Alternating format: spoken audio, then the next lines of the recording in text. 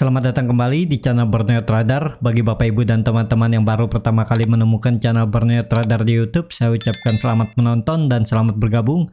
Pada video kali ini saya akan menganalisa saham-saham yang di-request oleh Bapak Ibu. Yang pertama ada IRA, kedua KF, ketiga INAP, keempat LPPF, kelima KRAS, keenam DKFT, dan ketujuh BIRD. Kita langsung saja ke saham pertama. Saham pertama ada IRA. IRA pada hari Rabu kemarin ditutup menguat 3,89% ke harga 1.600. Kalau dilihat transaksi asing terus akumulasi dari tanggal 23 ya. Lumayan besar-besar, tapi kalau dilihat secara bulanan IRA dijual asing ya. Kalau dilihat dari broker smarinya terlihat memang di tanggal 30 kemarin di hari Rabu IRA diakumulasi ya. Kalau dilihat secara bulanannya dari tanggal 1 sampai 30 IRA didistribusi ya, YP distribusi di 566.000 ya. Cukup besar ya menurut saya ini ya, kemungkinan ini yang waktu itu cut loss saat 2 hari IRA ARB, terus besoknya mungkin banyak yang cut loss ya, takut dibawa turun lagi, ternyata tapi IRA akhirnya naik ya lebih tinggi. Jadi kita langsung saja ke teknikalnya. Secara teknikal IRA menurut saya ini bagus chartnya ya, potensi ke atas sangat besar, terdekat menguji resistennya di 1780. Kalau itu mampu di breakout, arah selanjutnya IRA terdekat ya ke 2000, bahkan bisa ke 2200 ya.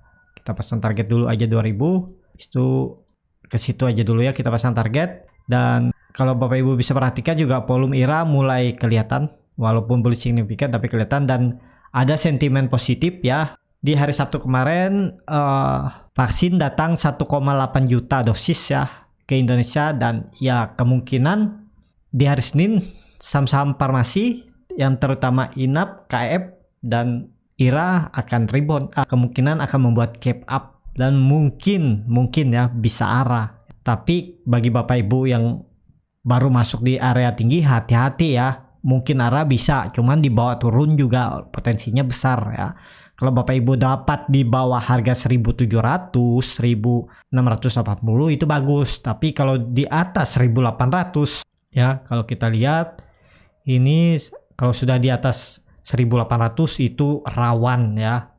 Ya kalau Bapak Ibu siap dengan resiko ya bisa aja beli ya. Sesuaikan dengan skill strategi Bapak Ibu masing-masing juga profil resikonya. Jadi seperti itu untuk IRA. IRA masih berpotensi ke atas, apalagi ada sentimen positif. Ya kemungkinan dia akan gap up. Kita langsung saja ke saham kedua. Saham kedua ada KF. KF pada hari Rabu kemarin terkoreksi 0,23% ke harga 4.250. Kalau dilihat dari transaksi asing secara bulanan ya hampir dikatakan ya net buy. Cuman ya sama aja ya, net buy net sell-nya sama aja. Kalau dilihat dari broker smarinya secara bulanan KF didistribusi ya. Nih yang jual besar-besar di 80.000, 42.000, 20.000, yang nampung kecil-kecil ya biasa aja, tapi distribusinya tipis. Kalau dilihat tanggal 30 di distribusi besar ya, KF ada 14.000 distribusi YB, yang nampung MG di 4.000 ya kecil-kecil ya. Kita langsung saja ke teknikal. Secara teknikal KF juga ya ada potensi untuk rebound ya, terdekat dia menguji 4.650. Kalau itu mampu di breakout ya, arah selanjutnya KF ke 5.500 sampai 5.700. Saya sudah pasang target KF ya di 5.500 sampai 5.750.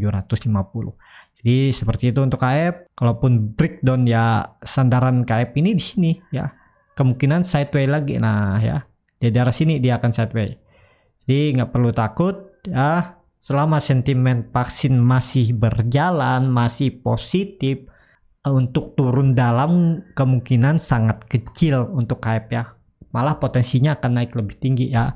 Dan ya seperti saya bilang tadi, itu ada sentimen vaksin pada hari kemarin ya, kemungkinan KF juga rebound ke atas ya. Jadi seperti itu untuk KF. Kalaupun dia tidak rebound ya di hari Senin atau Selasa ya, range sideway KF itu ada di sini ya. Nah di 3.800 sampai 4.590 sini ya. Jadi di sekitaran sini. Jadi kalau Bapak Ibu yang mau buy on support ya, dekat-dekat supportnya ini aja, beli di 3.850, jualnya dekat-dekat resisten di 4.460. Kalau kita lihat sideway range-nya kayak di 12 sampai 13% ya, lumayan, karena gak mungkin juga beli pas dekat support ya, pasti di atas support, dijaga-jaga takut dia mantul kan. Jadi ya jualnya juga ya pasti di bawah-bawah resisten ya, takut dia berbalik arah, yang penting jual dulu kan lumayan di 13-14%. Jadi seperti itu untuk KF. Indikator MACD masih terbentuk dead cross, tapi dead cross-nya tidak tajam mengarah ke bawah ya, masih ya biasa aja. Ini ya ada potensi untuk KF besok rebound juga ya. Jadi seperti itu untuk KF. Kita langsung saja ke saham ketiga. Saham ketiga ada INAP. INAP pada hari Rabu kemarin ditutup terkoreksi tipis 0,24%, KLP harga 4.030. Kalau dilihat transaksi asing secara bulanan masih net buy ya, jualnya tipis-tipis saja nih. Kalau dilihat dari broker semarinya di tanggal 30, INAP didistribusi. Kalau di cara bulanan 1-30 ya lumayan lah akumulasinya, cuman tipis ya. Kita langsung saja ke teknikalnya. Jadi secara teknikal INAP besok kemungkinan juga akan rebound, dan INAP akan menguji resistennya di 4.450 sampai 4.460. Kalau itu mampu di breakout, ya arah selanjutnya INAP ke 5.500 sampai 5.700 ya. Jadi hampir sama lah ya. Gerakan INAP nih juga karakternya sama nih ya. Dia buat shadow panjang dari resisten, dibuat shadow, dan dibuat shadow kecil dari bawah, dia juga buat shadow ya. Di tanggal 23 Desember dia buat shadow dari support INAP. Nah, KF juga membuat shadow panjang dari support ke atas ya. Jadi ya price makernya ini sama. Ya kemungkinan juga INAP akan rebound ya, menguji terdekatnya 4.460. Indikator MACD mengarah ke bawah, bar chart di bawah 0 juga terbentuk. Ya bisa berbalik arah ya, karena masih di atas 0 masih aman lah menurut saya. Juga sandaran EMA20-nya juga cukup kuat ya, sudah 3 kali diuji namun tetap tutup di atas EMA20. Jadi seperti itu untuk INAP. Yang sudah punya barang ya follow aja, kalau dia naik ikut naik, kalau dia kelihatannya nggak mampu bertahan di atas 4.450, Bapak Ibu bisa pasang trailing stop atau TP aja ya. Yang belum punya barang ya coba aja beli di harga penutupan hari ini, Rabu kemarin kalau dapat, atau ya maksimal beli di 4.250 sampai 4.300 ya. Pasang aja, coba buy di 4.250. Ya kalau dapat 5-6% langsung bisa take profit, atau Bapak Ibu ikut juga, takut dia bisa auto reject ke atas. Tapi ya selalu pasang trailing stop, jaga-jaga ya.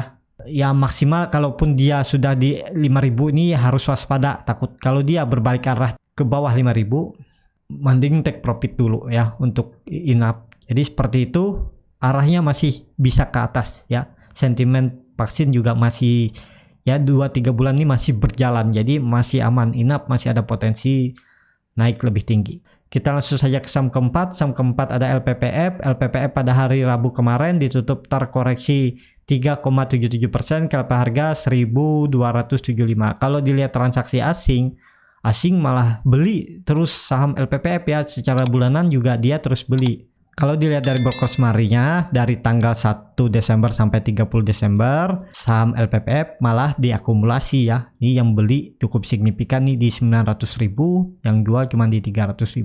Kalau dilihat dari tanggal 30-nya aja di harian, LPPF juga diakumulasi ya. Ada potensi sepertinya akan rebound dalam beberapa minggu ke depan ya. Kita langsung saja ke teknikalnya. Secara teknikal perlu hati-hati ya, walaupun sudah di area support EMA 150-nya, kemungkinan ya kalau dia minggu ini bisa breakout minimal tutup di 1.400, itu potensi bagus, arah LPPF akan naik lebih tinggi ya ke resisten sideway-nya yang terbentuk dari bulan April di 1.720. Kalau itu mampu di breakout lagi, arah LPPF ya di tahun ini kemungkinan akan ke 2.400, bahkan bisa ke 3.000 ya.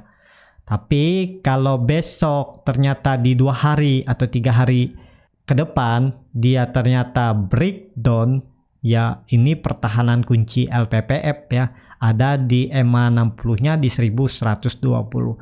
Apakah bisa spekulasi buy di harga penutupan? Agak dalam cut loss-nya. Kalau Bapak Ibu mau ya silahkan ya. Nah, cut loss-nya ada di 1.040, itu sekitar 17%. Mending kalau saya mau atensi dulu agak bawah aja dikit ya, beli di 1.150, itu sekitar 9% ya cut loss-nya, dan profitnya lumayan besar nih ya. Terdekatnya aja profitnya ke EMA 200-nya di 1.360, itu sudah 17% dan pasang trailing stop kalau dia mampu breakout. Kalaupun dia gagal breakout ya Bapak Ibu take profit dulu. Kalau dia lanjut naik Bapak Ibu bisa ikut follow the trend ya, arah selanjutnya LPPF. Kalau sekali lagi dia mampu tutup di atas 1400 dia akan mengarah ke 1720. Jadi seperti itu untuk LPPF. Atau kalau Bapak Ibu mau nunggu dia breakout aja 1400 ini baru spekulasi buy ya. Nih kalau dia sudah tutup di atas 1400 itu potensi aman. LPPF kemungkinan besar tidak akan ke bawah lagi, maksudnya dalam waktu dekat ya. Dia pasti akan ke atas dulu. Minimal dia harus menguji 1700, kemudian kalaupun tidak mampu breakout ya baru dia turun ya. Jadi Bapak Ibu bisa cut loss kalau beli di 1400, cut lossnya di bawah EMA 60 di 1230 sekitar 10% ya, dan target profit sekitar 23% di 1720. Jadi seperti itu untuk LPPF ya, sesuaikan aja strategi mana yang Bapak Ibu cocok ya, itu yang dipakai ya. Karena kalau dilihat dari indikator MACD sudah terbentuk dead cross dari tanggal 21 Desember dan garis biru juga cukup lebar arahnya, cuman nggak terlalu tajam ke bawah, bisa ada persimpangan dan kembali berbalik arah atau melandai garis birunya kalau besok minggu depan LPPF rebound ya. Bar chart di bawah 0 juga masih terbentuk dalam. Ya kita lihat minggu depan ya. Semoga dia bisa tutup di minimal ya 1400. Jadi seperti itu untuk LPPF. Kita langsung saja ke saham ke-5. Saham kelima ada Crush. Crush pada hari Rabu kemarin ditutup terkoreksi 3,16% ke level harga 428. Kalau dilihat transaksi asing malah net buy saham Crush ya. Secara bulanan juga net buy, cuman di 3 hari terakhir di minggu kemarin Crush dijual asing. Kalau dilihat transaksi di tanggal 30 secara broker marinya ya biasa aja ya, walaupun ya bisa dikatakan diakumulasi, tapi akumulasinya tipis. Kalau secara bulanannya dari tanggal 1 sampai 30 ya Crush diakumulasi ya, secara bulanan Crush diakumulasi. Kita langsung saja ke teknikalnya. Secara teknikal Crush ya potensi arahnya ke bawah. Kalau dia tidak mampu mempertahankan supportnya di 400 sampai 410 ini, arahnya ya ke 350 sampai 360. Apakah bisa spekulasi buy di harga sekarang? Belum bisa. Mending nunggu di bawah di 410 atau 405 baru spekulasi buy. Cut lossnya di 380 sampai 390. Dan targetnya tetap sama.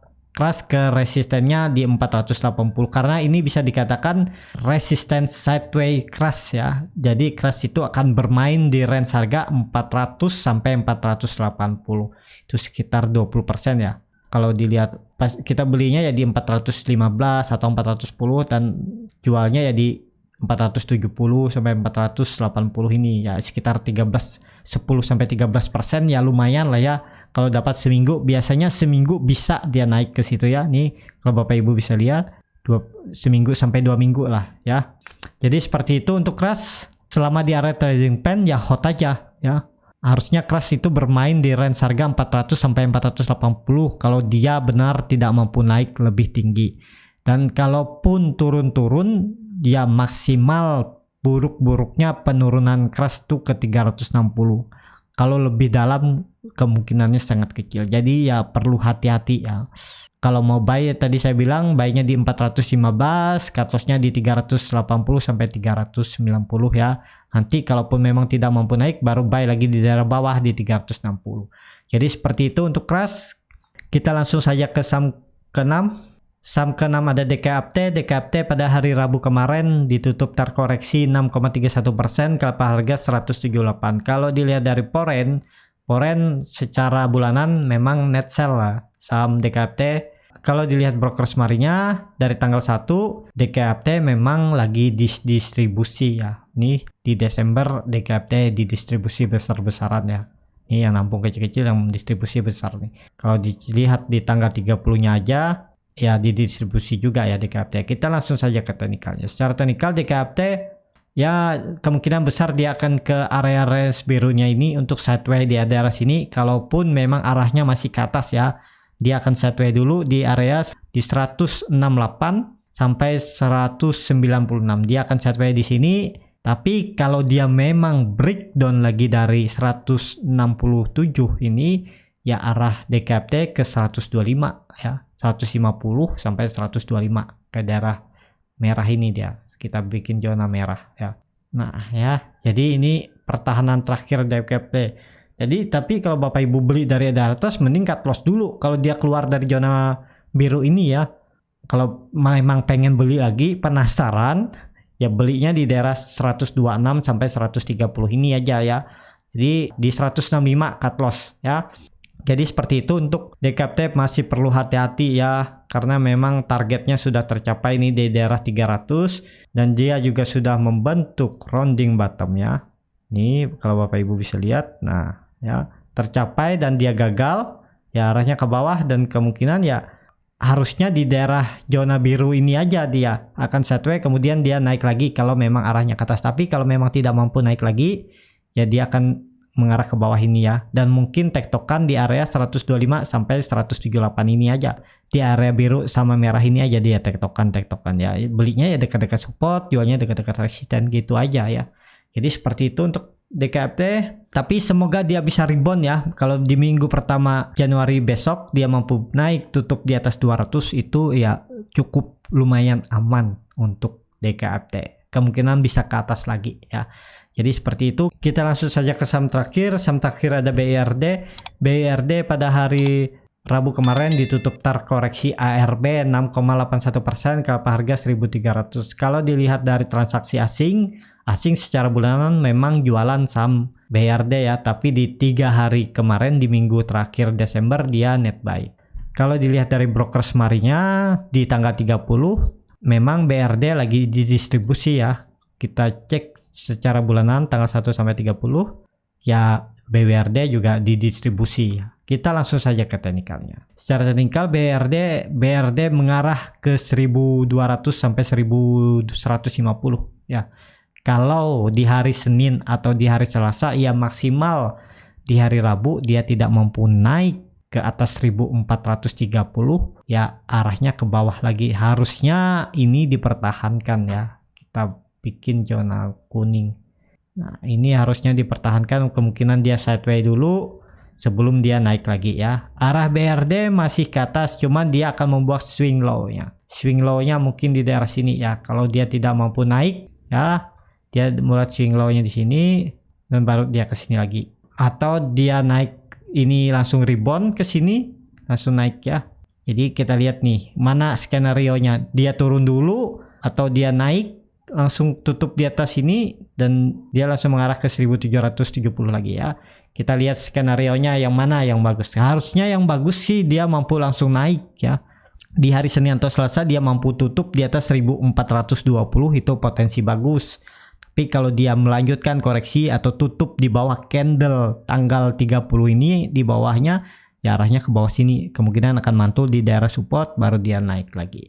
Jadi seperti itu. Indikator MACD juga masih sangat tajam mengarah ke bawah, bar chart di bawah 0 juga makin dalam ya. Harusnya BRD melanjutkan koreksi yang 2-3 candle lagi harusnya. Jadi tapi kita lihatlah ke depannya, market selalu benar ya, analisa kadang juga nggak sesuai analisa. Jadi seperti itu untuk BRD. Tapi BRD aman ya, harusnya dia mempertahankan supportnya di 1155. Itu support kuncinya, harusnya dipertahankan. Ya, seperti itu aja untuk video kali ini. Terima kasih untuk Bapak Ibu dan teman-teman yang sudah menonton video ini sampai habis. Apabila channel Borneo Trader ini bermanfaat dan bisa menjadi bahan pertimbangan Bapak Ibu dalam membeli, menyimpan, dan menjual sahamnya, bisa klik tombol berlangganan dan nyalakan lonceng notifikasi. Ada kritik, saran, ataupun pertanyaan, bisa langsung tinggalkan di kolom komentar. Bagi Bapak Ibu dan teman-teman yang sudah dukung channel Borneo Trader di saweria.co/Borneo Trader, saya ucapkan banyak terima kasih. Bapak Ibu juga berkontribusi dalam pembelian buku-buku bacaan untuk anak-anak di pedalaman Kalimantan. Sampai ketemu di video selanjutnya. Terima kasih.